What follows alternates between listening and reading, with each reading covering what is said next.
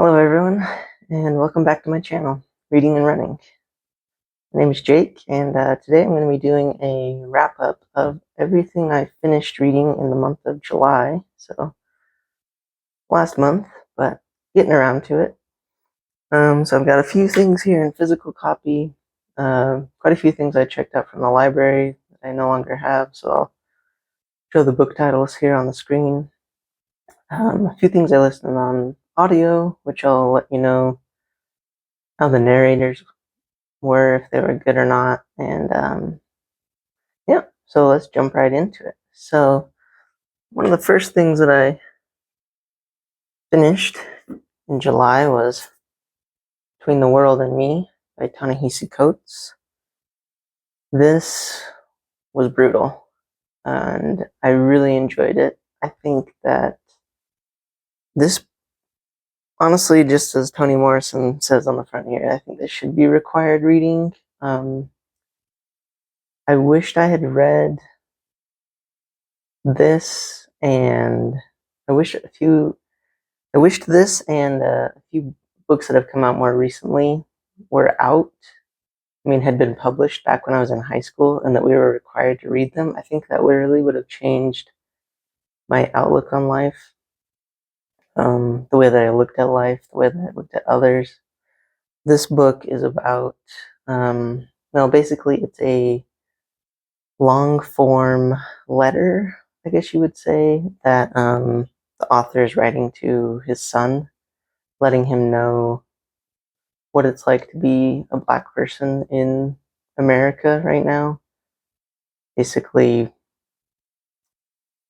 informing his son of all the obstacles, all the hurdles, all the everyday hardships that you have to deal with that are between the world and you, just simply due to the color of your skin. This was phenomenal.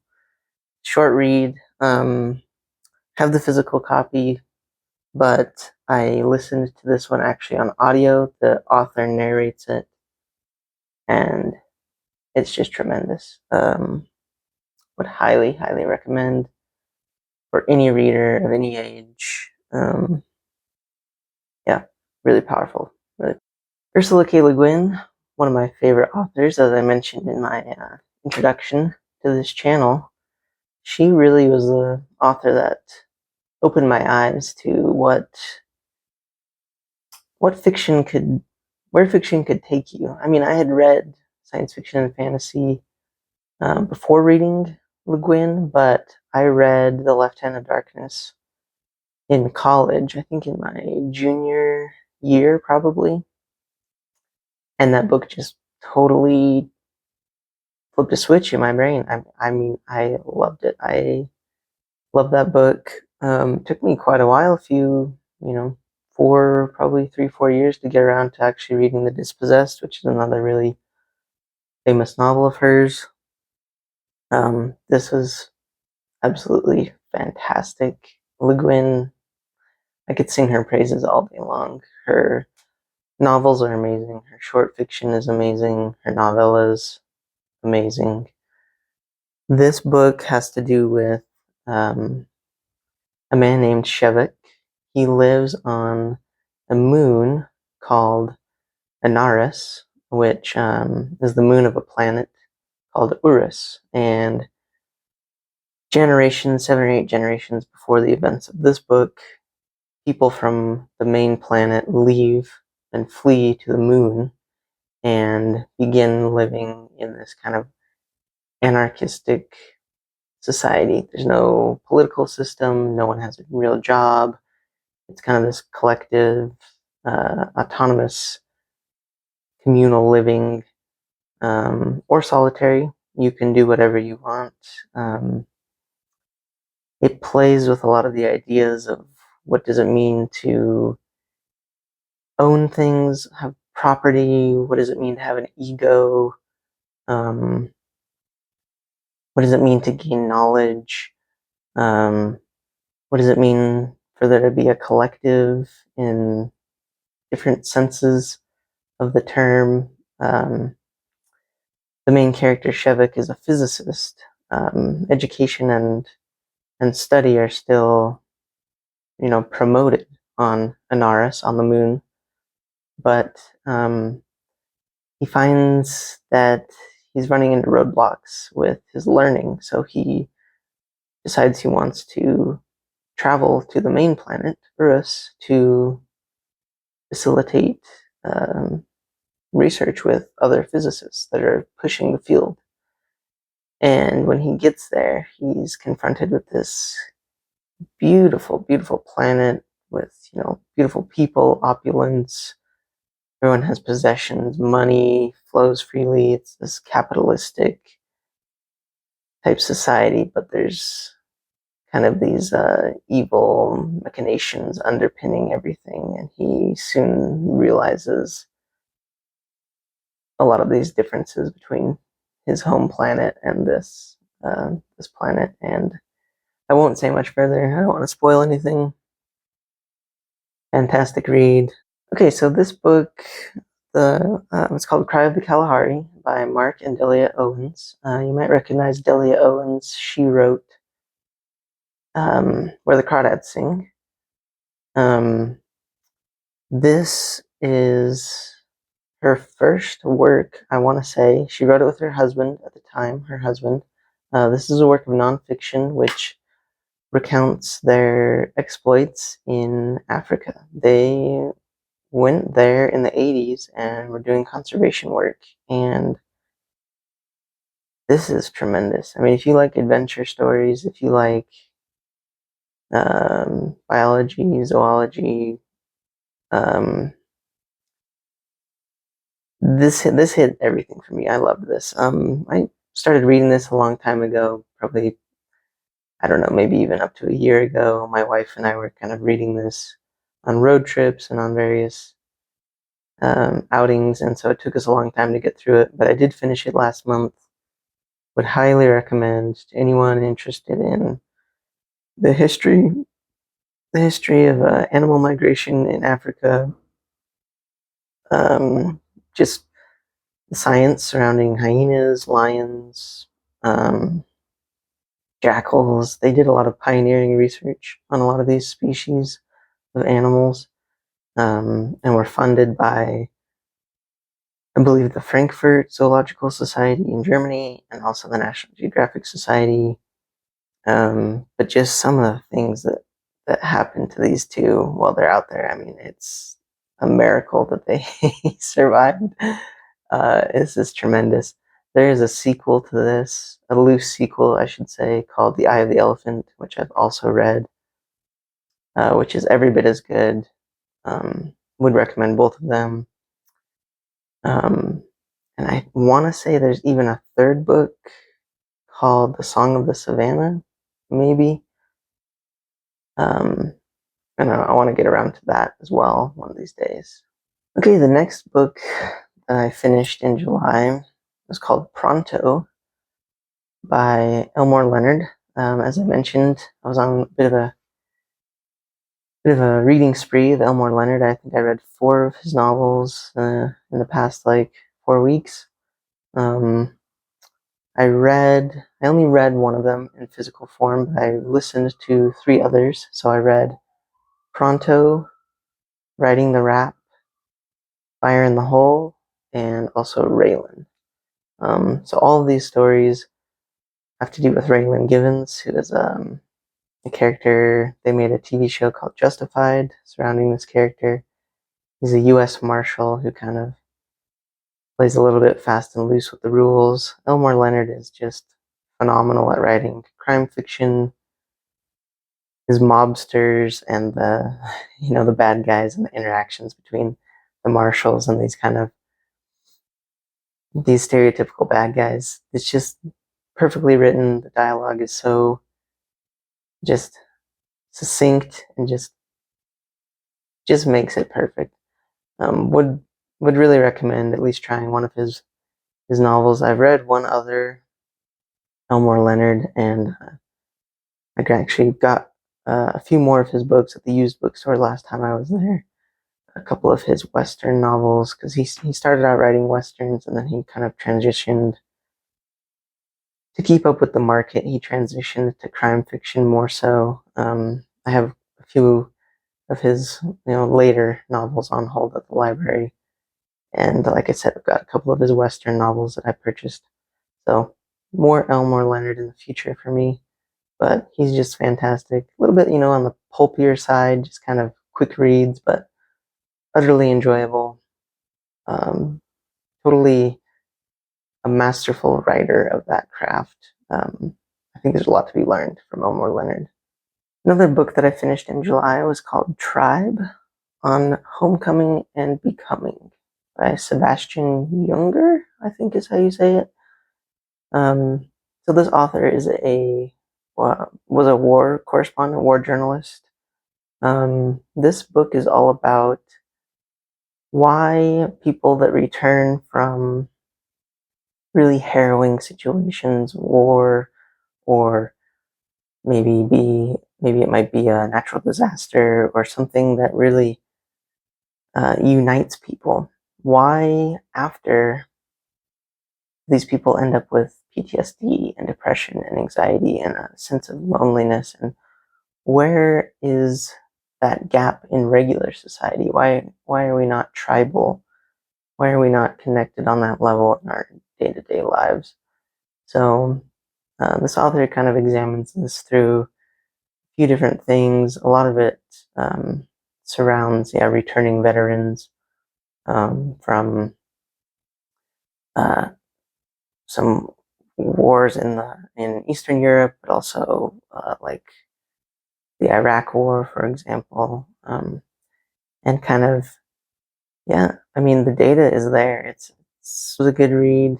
It was a short read, but really got me thinking about how our society functions, how we treat people that have been through hardships, what it means to be connected, what it means to have real friends.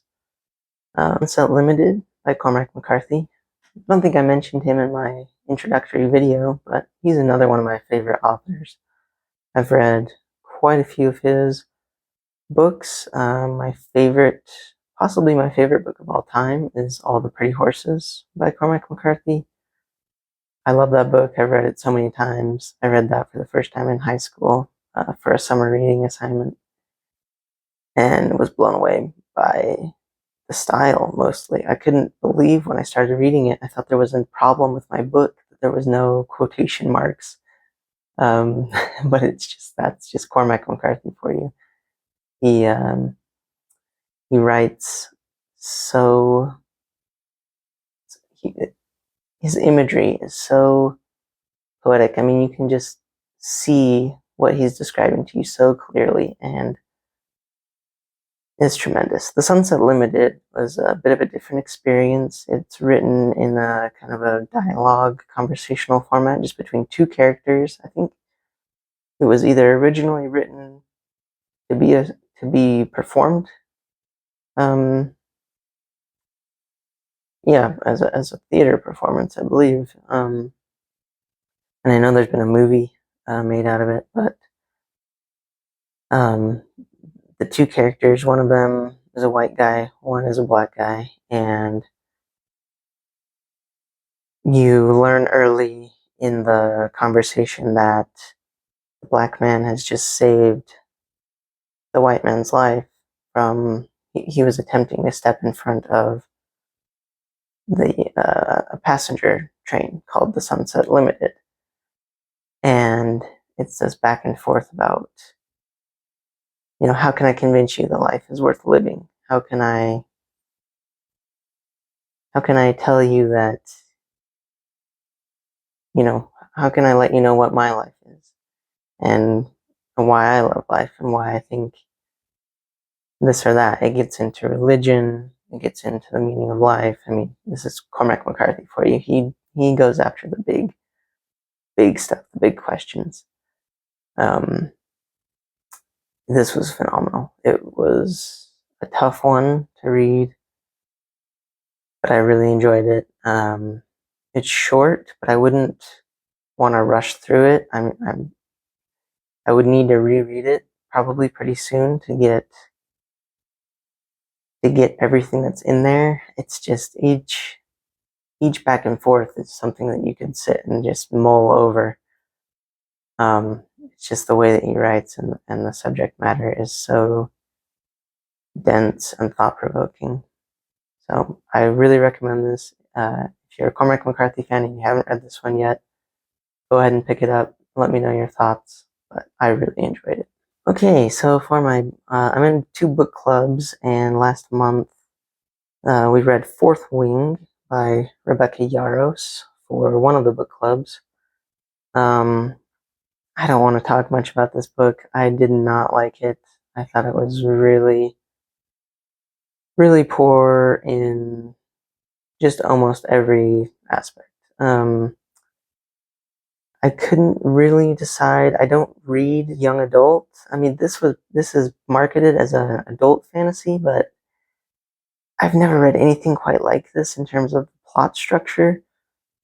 It only follows one perspective, and there's really no world being built.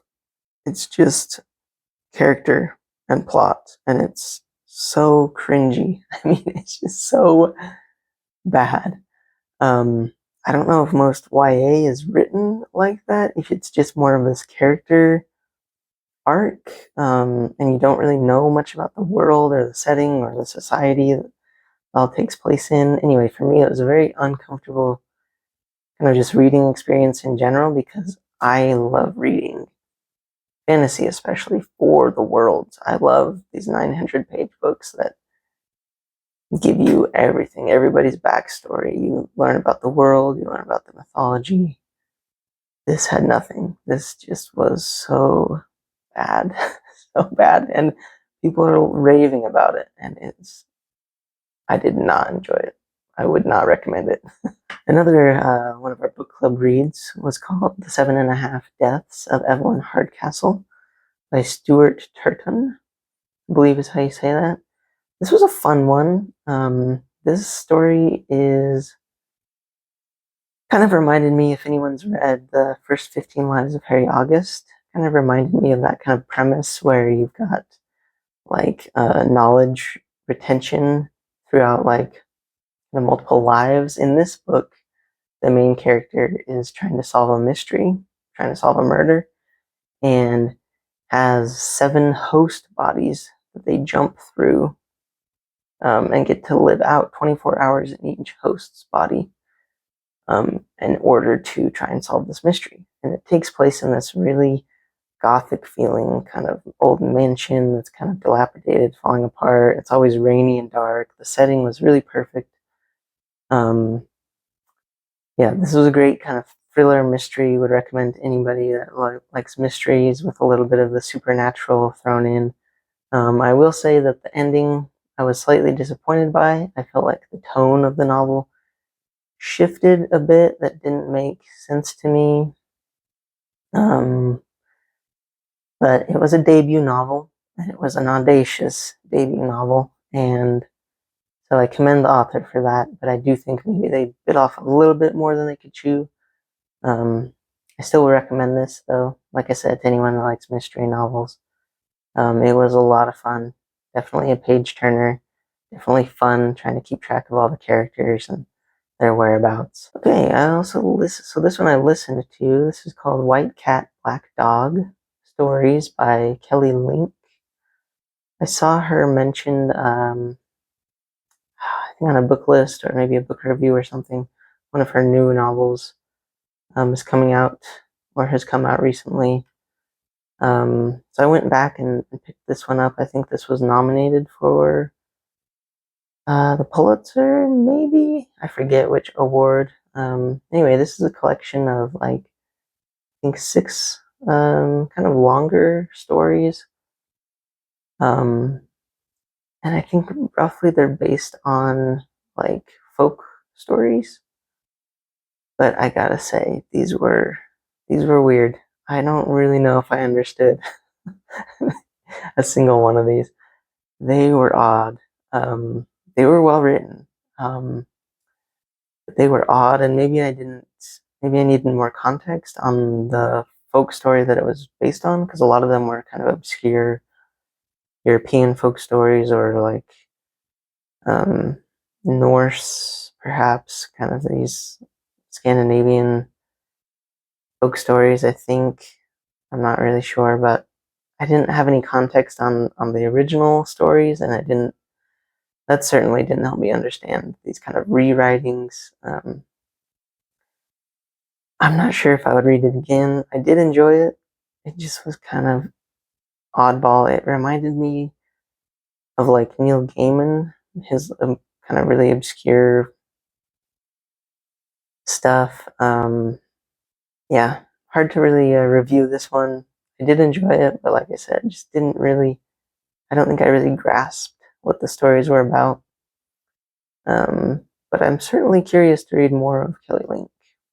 And for the last book club book, we read Tomorrow and Tomorrow and Tomorrow by Gabriel Zevin, and this was tremendous. You probably have seen people talking about this one, or maybe you've read it yourself. It's pretty popular. It was fantastic. The nostalgia was there. The characters were really well written. I found myself loving the characters at one moment, hating them at another moment, just feeling distraught at certain points. This book really made me feel connected to the characters. It's a story about two friends who fall apart and then meet up again, run into each other during their college years, and decide they want to try and make a video game together. They're both, one of them's attending MIT, one's attending Harvard, and they decide, hey, let's make a game together. We used to love gaming together. Let's try making a game together. And it follows their journey as they're working together. Their friends weave in and out of the story. They end up building kind of a game studio together, and they move across the country. It follows them back and forth across the country. This was a lovely, lovely book that it was hard to put down. I would highly recommend it. Just a beautiful contemporary novel that hit really hard on the nostalgia, the gaming nostalgia. I also read volumes 1 and 2 of Giant Days by John Allison. These were fun graphic novels. Not my favorite, not the best I've read. I don't feel the need to continue on with the series, but they were fun. They kind of follow these roommates in college trying to figure out their freshman year and just the different hijinks they get into. The artwork was a lot of fun. The stories were fun, but yeah, just I didn't feel tied to the story, tied to it in a way that made me want to continue, but definitely not upset that I read these. I've always heard about them, so I saw them at the library, grabbed them, and just, yeah, they were fun, but nothing mind-boggling, I would say. Nothing groundbreaking. Okay, and the last thing that I finished in the month of July was called Small Game by Blair Braverman. Hard to kind of describe this novel. It's the premise is about this character who gets chosen to be on a survivor type TV show where they drop the contestants out in the woods and they have to survive on their own with bushcraft techniques and everything like that. And I thought it was going to go one direction, but it surprised me. The novel went in a different direction. There were some twists, there were some turns. It was fun. It was a short listen. I think about a 7-hour audiobook.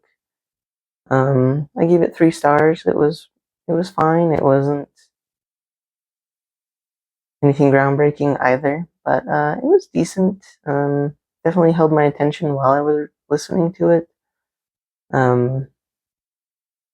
Yeah, this one's also more of a character-driven novel. I thought I was getting into more of a thriller, more of a suspense novel, but It's more character-based, more of an introspective look at what society means, what it means to be alone, what it means to, try and connect with nature. Overall, an enjoyable listen. Okay, well, those are all the books that I finished in the month of July. Thank you for coming along and watching this episode of Reading and Running with me, Jake. And if you've been enjoying these videos, please do subscribe to the channel, help the channel grow. And until next time, bye.